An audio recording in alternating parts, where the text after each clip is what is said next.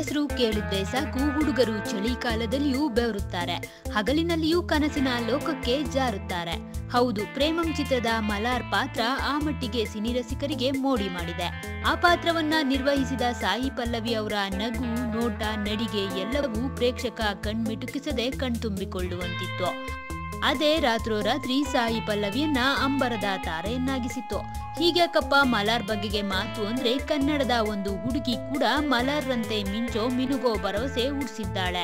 ಈ ಅಪ್ಪಟ ಕನ್ನಡತಿಯ ನಗು, ನೋಟ, ಅವಳ ನಟನೆಯನ್ನು ಕೇವಲ ಒಂದೇ ಒಂದು ಹಾಡಿನಲ್ಲಿ ನೋಡಿ ಕನ್ನಡ ಪ್ರೇಕ್ಷಕ ಸ್ತಬ್ಧನಾಗಿದ್ದಾನೆ.